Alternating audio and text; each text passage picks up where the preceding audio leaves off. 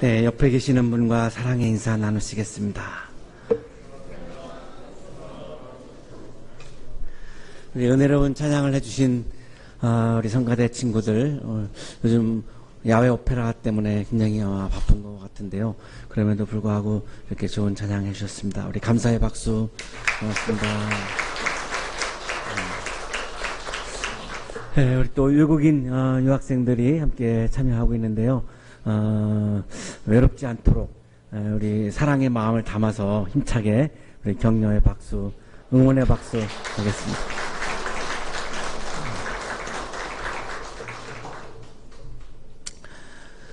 김민기님의 노래 작은 연못이라고 하는 노래는 공해와 환경 오염을 암시한다라고 하는 이유로 금지곡이 되었습니다. 오늘 같으면 굉장히 장려해야 될 노래인데 왜 금지곡이 됐는지 굉장히 의아할 정도이죠.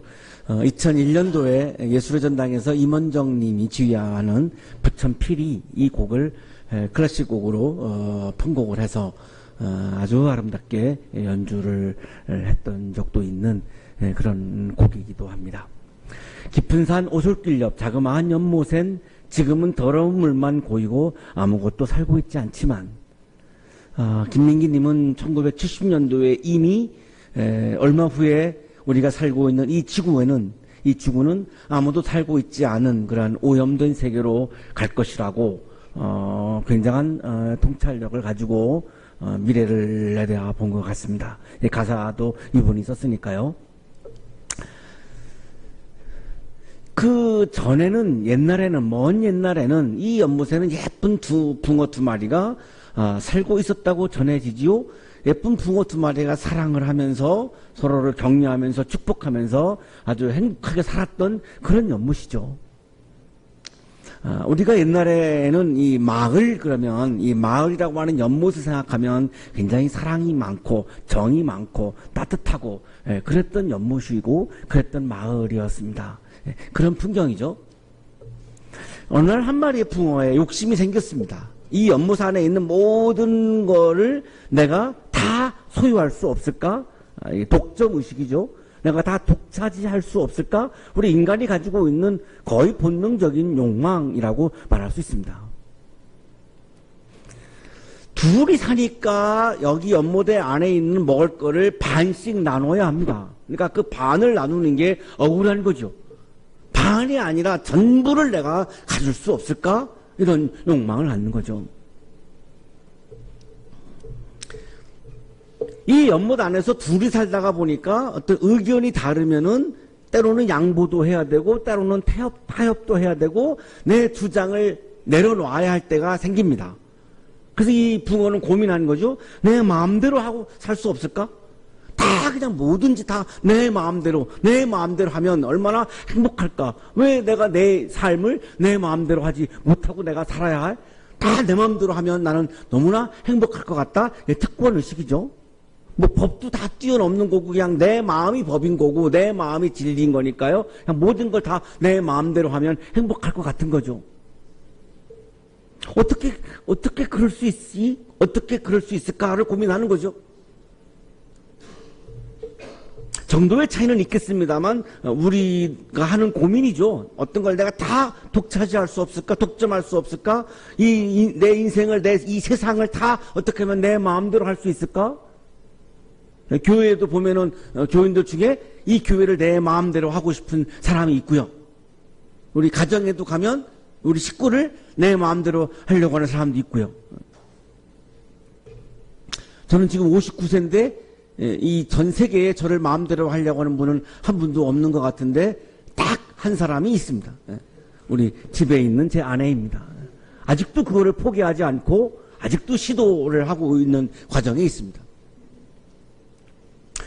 제가 그때마다 그럽니다. 당신이 나를 당신 마음대로 하면 좋아. 내가 그거 들어줄 수 있는데 내가 치사하게 그거 갖고 내가 상처받거나 그렇게 하고 싶지 않아. 그런데 문제는 뭐냐면 당신이 나를 당신이 마음대로 하면 문제는 하나님이 나를 마음대로 할 수가 없어. 그것 때문에 그래. 제가 그러죠. 근데 강 교수님도 가정에서 많이 힘드신 것 같은데요. 아마 여기 남자 교수님들 대부분이 아마 다 그러실 것 같아요. 어떻게 하면 그럴 수 있지? 좋은 생각이 떠올랐습니다. 얘를 죽이면 된다. 얘를 없애버리면 다 내 마음대로 할 수 있고 연못 안에 있는 것을 내가 다 독점할 수 있는 것이 아닌가. 그래서 힘이 센 붕어가 힘이 약한 붕어를 죽였습니다. 약육강식이죠. 밀림이죠. 하나님이 지으셨던 본래 세상은 동산이었죠. 에덴 동산이었습니다. 동산은 어린아이가 독사굴에 손을 넣고 장난치는 나라입니다. 호랑이와 토끼가 같이 노는 나라입니다. 이게 에덴 동산이죠.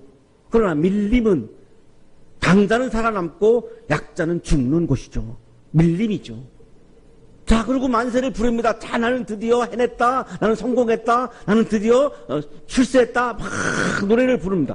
그런데 그 순간에 죽은 붕어의 몸이 썩어 들어가기 시작합니다. 따라서 연못의 물도 썩어 들어가기 시작했고, 그 물을 먹은 이긴 줄 알았던, 성공한 줄 알았던 그 붕어도 그 썩은 물을 먹고 죽고 말았습니다. 지금은 더러운 물만 고이고 아무것도 살지 않죠. 네, 그런 멜로디의 노래죠. 네, 들어보신 적 있는지 모르겠는데요. 다행인데요. 이 정도 갖고 박수하면 제가 피아노 치면서 노래 부르면 다 기절할 것 같아요.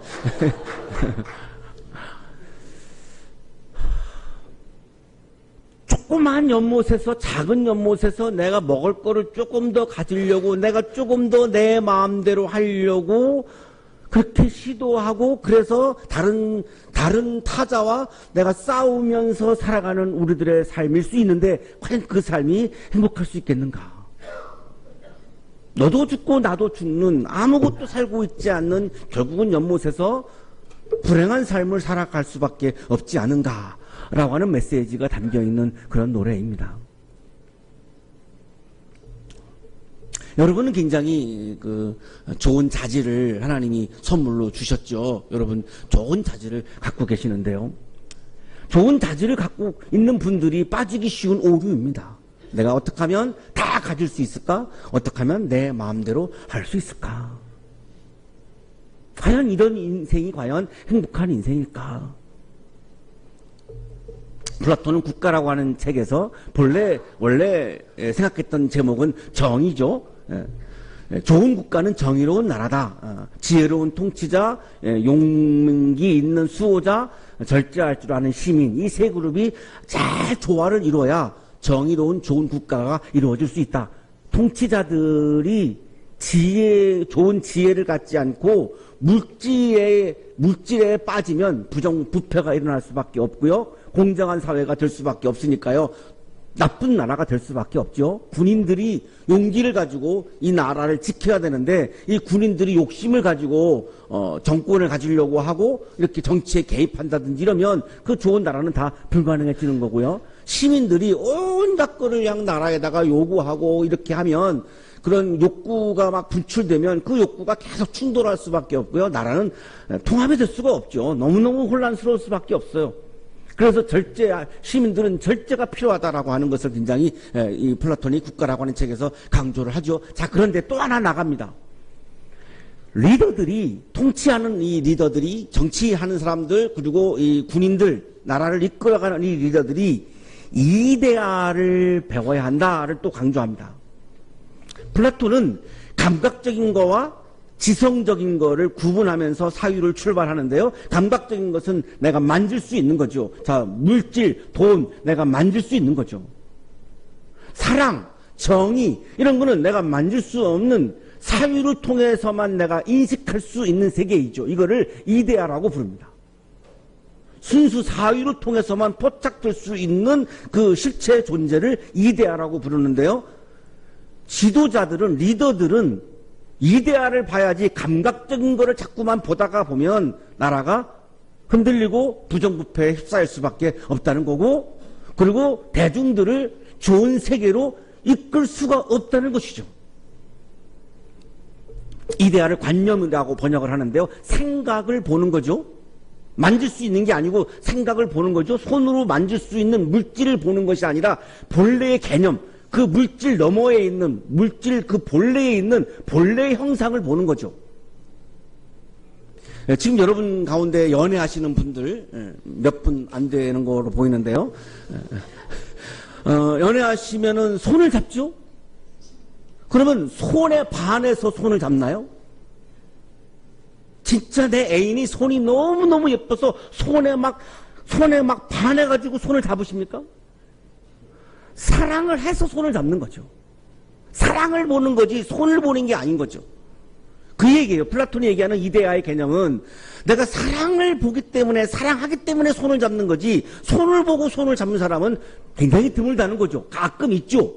자, 근데 그거는 사랑도 하지 않는데 왜 손을 잡습니까? 그건 성추행인 거죠. 성폭력인 거죠. 그건 아름답지 않은 거죠. 사랑하지 않는데 왜 손을 잡습니까? 손만 보고 손을 잡는 것은 굉장히 아름답지 않은 거라는 거죠. 이데아의 세계에 있는 사랑을 보고 손을 잡을 때 그 연인이 손 잡는 것은 너무나 아름답다는 거죠. 이거를 감각작용과 지성작용으로 이렇게 지금 구분을 하고 있는 건데요. 대중들은 먹고 사는 게 힘듭니다. 하루하루 먹고 사는 게 힘들죠. 그러니까 먹는 거를 보지 않을 수가 없습니다. 지금 내가 먹어야 사는데요. 그러니까 대중들은 감각의 세계를 뛰어넘는 게 너무나 어렵죠. 그러면 리더가 해야 할 일은 뭐겠습니까? 그 감각이 아니라 물질이 아니라 물질 너머에 있는 본래의 개념인 사랑이라고 하는 세계를 보고 그 사랑의 세계를 인도해 줘야 이 물질만 보고 살아가는 이 사람들이, 이 대중들이 사랑의 세계로 넘어갈 거 아니겠습니까? 그래야 사랑의 공동체가 이루어지고 사랑의 나라, 좋은 나라가 이루어진다는 거죠. 그래서 리더들은 이데아를 봐야 된다는 겁니다. 보다 더 넓은 세계를 봐야 한다는 거죠. 물질이라고 하는 이 작은 연못에 우리의 시야가 머물러 있으면은 리더의 역할을 좋은 리더가 될 수 없다는 겁니다. 인용하겠습니다. 소크라테스. 우리는 많은 것들에 대해 아름답다거나 좋다 또는 어떠하다는 것이다라고 구분해서 표현하지, 다른 한편 아름다운 것 자체니 좋은 것 자체니 하면서 많은 것들 각각의 하나의 이데아가 있다고 실제한다고 표현하고 말이야. 네이만토스. 그렇습니다. 앞의 것들에 대해 우리는 눈에 보이지만 지성에는 알려지지 않은 것이라고 하는 반면 이데아들에 대해서는 지성에는 알려지지만 눈에 보이지 않는다고 말하지. 그렇습니다. 이데아는 손으로 만질 수 없는, 눈으로 볼 수 없는 사유를 통해서만 내가 경험할 수 있는 본래의 존재라는 거죠. 자, 하나님은 볼 수 없지요. 이데아의 세계입니다. 만질 수 없지요. 이데아의 세계입니다. 눈으로 볼 수 없지요. 이데아의 세계입니다. 신앙으로, 믿음으로만 볼 수 있죠. 그래서 하나님은 이데아의 세계에 계시는 분인 거죠. 자, 그러면 좋은 신앙은 어떤 거죠? 이데아의 세계를 바라보며 하나님을 바라보는 게 좋은 신앙이죠. 하나님을 통해서 내가 물질을 얻어야지 라고 하는 거는 물질을 보는 거지 하나님을 보는 게 아니죠. 오늘날 한국교회가 약해지고 영성이 약해지고 있는 이유는 하나님을 보는 시간보다 하나님을 통해서 내가 얻을 수 있는 감각에 있는 세계를 더 보는 게 많기 때문에 영성이 약해지고 있는 거죠.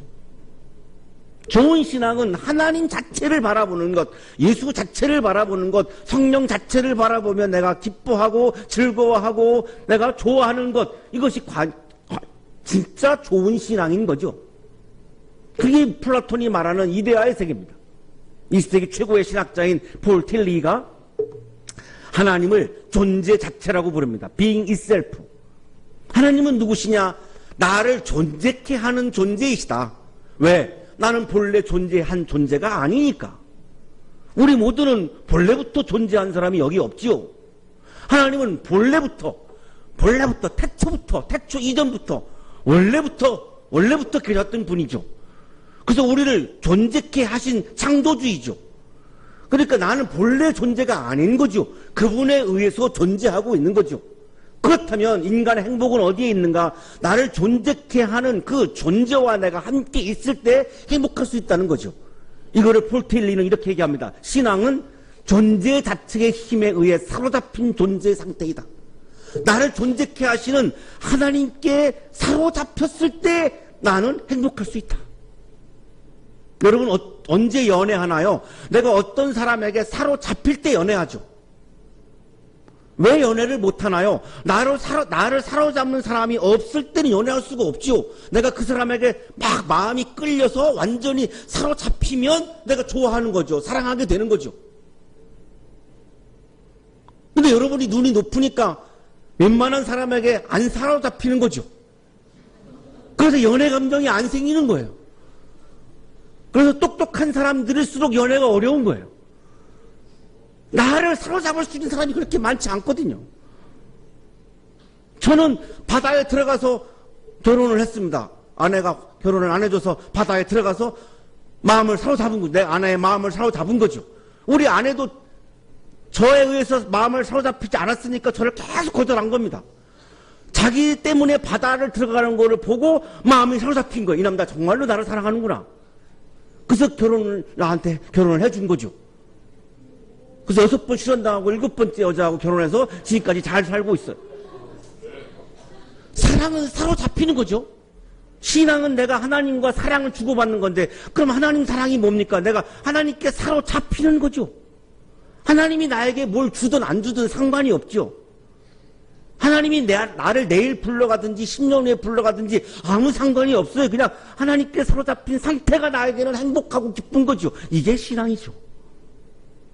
이게 믿음이죠. 이게 영성이죠. 그러면 하나님을 바라보는 신앙, 이데아를 바라보는 이런 사유, 과연 이것이 현실이 힘드니까 도피하는 거 아니냐 이렇게 비판하기도 하죠. 어떤 철학자는 마약과 같은 거 아니냐, 기독교 신앙은 마약 아니냐 이렇게까지도 비판합니다. 현실을 도피하려고 하는 것이 아니라 플라톤은 분명히 얘기합니다. 이데아를 보고 이데아를 바라보는 것은 현실을 더 나은 상태로 만들려고 하는 것이다.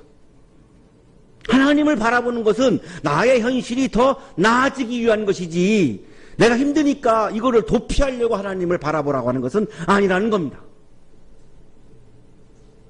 하나님을 바라보면 내 삶이, 내 현실이 더 나아진다라고 하는 것을 오늘 본문은 우리들에게 분명하게 말씀해 주고 있는데요. 예수님께서 게네사렛 호수에 계셨습니다. 갈릴리 호수의 다른 이름입니다.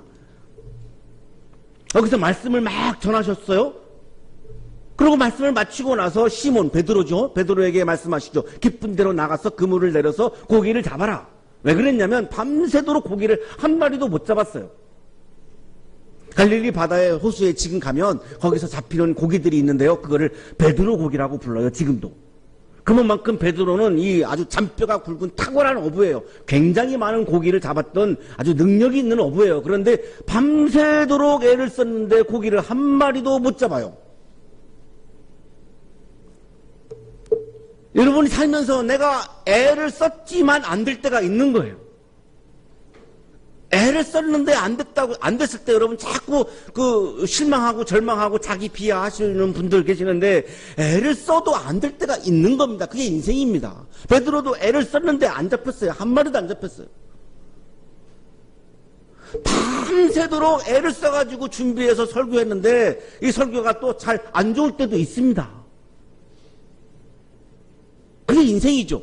애를 써가지고 연주했는데 아무도 감동 못 받을 수 있는 거예요. 그때 너무 실망하지 마요. 또 해야 돼요. 또 해야 돼요. 감동을 못 받은 거는 내가 잘못해서가 아니라 그 사람, 듣는 청중의 마음이 강팍해서 그런 거예요. 여러분에게 문제가 있는 게 아니라고. 왜 자꾸 그걸 나 탓으로 돌려서 그냥 실망하고 절망하냐 이거죠. 애를 써도 안 될 수 있어요. 애를 썼는데 학점이 안 나올 수 있어요. 애를 썼는데도 연애가 안 될 수 있어요. 애를 썼는데 취업이 안 될 수도 있어요. 그게 인생이에요. 그러나 선생님의 말씀을 따라서 그물을 내리겠습니다. 그래서 깊은 곳에 그물을 내렸죠. 깊은 곳에 그물을 내렸어요. 그랬더니 고깃대가 막 걸려 들어가지고 그물이 찢어질 지경이 되었어요. 도저히 막 어려우니까 다른 배에다가 요청을 하고 도와달라고 그래가지고 두 배에다가 이 고기를 끌어냈더니 막 두 배에 가라앉을 차경이 되었어요. 막 열매가 막 넘치는 거죠. 자, 제가 평생 목사의 아들로 태어나서 평생 교회에서 신앙훈련 받으면서 살아왔는데, 저희 아버님도 이 본문을 설교하실 때 7절에서 다 끝내세요. 여러분의 인생에 배가 가라앉을 정도의 열매가 넘치기를 축복합니다. 그리고 딱 맞춰요. 그러면 교인들이 아멘! 네, 수도 없이 봤어요. 수도 없이 봤어요. 그런데 지난주에 이 본문을 보는데 아버님이 자꾸 생각나는 게 뭐냐면 이 본문이 7절에서 안 끝났더라고요. 계속 남아있는데 이 뒤를 왜 설교를 안 하셨지? 그런 생각을 했어요. 이게 다가 아닌데, 그럼 뭐 고기 많이 잡으려고 예수 믿나? 그런 생각을 하면서 뒤를 봤어요. 갑자기 베드로가 고기를 많이 주셔서 열매를 많이 주셔서 감사합니다 뭐 찬양을 하지 않아요. 놀랍게도 엎드려요. 나는 죄인입니다. 주님 나를 떠나주십시오. 왜 이래요? 이게 말이 안 되잖아요. 열매를 많이 주셨으면 감사합니다 하나님을 찬양해야 될 거 아닙니까? 그런데 굉장히 의아한 이 응답을 하죠. 세 가지인데요. 예수님 앞에 엎드려요. 뭐죠? 이 열매는 저의 열매가 아니라 주님의 열매입니다라고 하는 고백이죠. 두 번째, 주님이라고 고백하죠. 키리에. 이 열매의 주인은 내가 아니고 주님입니다. 세 번째, 나는 죄인입니다. 열매 앞에서 교만하지 않죠. 나는 죄인입니다. 겸손한 모습을 보이죠. 열매에 대한 언급이 없어요. 그 다음이 9절에 가면 베드로 및 그와 함께 있는 모든 사람은 그들이 잡은 고기가 엄청나게 많은 것에 놀라죠. 막 담보스, 숨이 막힐 정도로 막 놀랍니다. 자, 중요한 게 이제 10절, 11절에. 왜냐면 마지막 결론이거든요. 이게 오늘 본문에. 예수님이 말씀하십니다. 두려워하지 말아라. 이제부터 너는 사람을 낚을 것이다. 많은 고기를 주시고 나서 그것에 대해서 별로 대수롭지 않게 여기십니다. 예수님 본인도. 앞으로 더 이상 네가 여기서 고기를 잡으려고 하는 게 중요한 것이 아니라 작은 연못에서 고기 한 마리 더 잡으려고 하는 게 중요한 것이 아니라 사람을 낚는 것이 더 중요하다. 완전히 다른 차원으로 옮겨가시죠. 이데아의 세계로 지금 가고 있는 거예요. 감각의 세계에서 물질의 세계에서 이데아의 세계로 넘어가고 있죠. 여기 사람을 낚는다라고 하는 번역 때문에 우리가 그런 느낌을 못 받는데요. 사람은 낚는 존재가 아니죠. 사람은 어떻게 낚아요? 헌팅이라든지 뭐 인신매매라든지 이런 데서 나오는 용어잖아요. 사람을 낚는다. 여기서 말씀하시는 이 사람을 낚는다라고 하는 의미는 그런 의미가 아니죠. 메시지 성경이 정확하게 표현하고 있습니다. You will be fishing for men and women. for예요, for. 사람들을 위한 어부가 된다는 겁니다. 이제까지는 고기를 위한 어부였는데 이제는 사람을 위한 어부라는 거예요. 우리 영어 발음이 좋은 선영 씨가 지금 웃고 있는데 미안해요. 내 영어 발음이 안 좋아서. 이거 안 읽을 수가 없네요. 예. 이것 때문에, 이 의미 때문에. 예. 죄송한데. for죠, for. 사람들을 위한, 사람들을 위해서 내가 기여하는 그런 이제 업으로 살아야 한다는 거예요. 여러분이 개런티 때문에 연주하십니까? 5분은 아니고 나머지는 그런 거로 여러분이 연주하고 나서 내가 너무너무 연주가 좋았어요. 그리고 반응이 너무너무 좋았고 사람들이 막 기뻐했어. 그러면 개런티가 적든 많든 별로 중요하지 않잖아요. 근데 내가 망쳤어. 연주를 망쳤어. 근데 개런티는 원래 계약한 것 때문에 굉장히 많이 받았어. 기쁠까요? 찝찝할까요? 훌륭한 분들이야. 감각의 세계를 보고 있는 것이 아니라 음악이라고 하는 예술이라고 하는 그 아름다움이라고 하는 그 자체를 바라보고 있는 거잖아요. 이게 바로 이데아를 바라보는 차원을 말하는 거거든요. 여러분이 여기 성가대에 와서 우리 예배에 참여하신 분들에게 정말 1년 동안 좋은 찬양을 통해서 기여하고 있는 거잖아요. 그 자체가 기쁜 거 아니겠어요? 꼭 돈을 받아야 기쁜가요? 아니, 돈을 받으면 기쁘기도 해요, 솔직하게. 하지만 영화 티켓 드릴 거예요. 이제 학기 마칠 때 여러분 모두에게 영화 티켓 드릴 건데 별로 좋아하지 않잖아요. 감각적인 거에 대해서 영화 티켓 준다는데 별로 안 좋아합니다. 굉장히 훌륭한 분들이에요. 왜? 성가가 부르는 자체를 지금 기뻐하는 거 아니에요. 네. 이번 학기 우리 성가대가 너무 저는 예쁘고 좋아요. 너무 좋아하고 너무너무 잘 맞아요.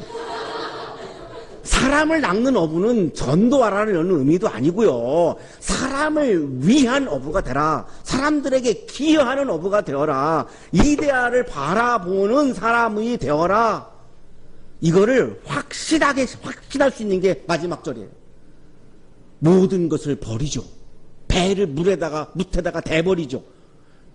많은 고기를 잡을 수 있는 찬스인데 이제 막 그물만 어디에다가 던지면 많이 잡힌지를 알았고요. 던지기만 하면 올라오는데 그물을 딱 놔요. 그리고 어떡합니까? 예수를 따라가요. 하나님 나라를 향해서 걸어가고 있는, 작은 연못을 향해서 걸어가고 있는 것이 아니라 굉장히 이 세상에서 가장 큰 세계인 하나님의 나라를 향해서 걸어가고 있는 그 예수를 따라갑니다. 왜?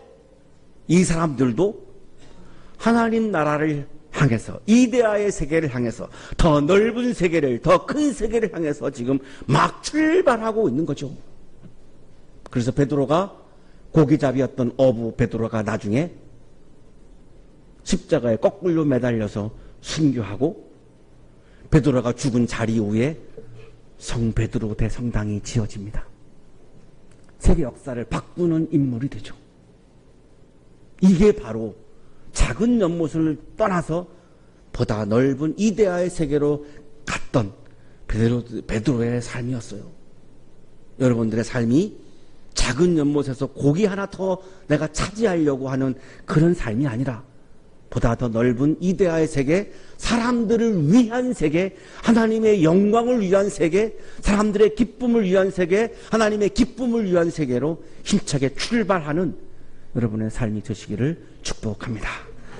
그렇게 하신 주님, 우리에게 보다 더 넓은 세계를 인도해 주셔서 감사합니다.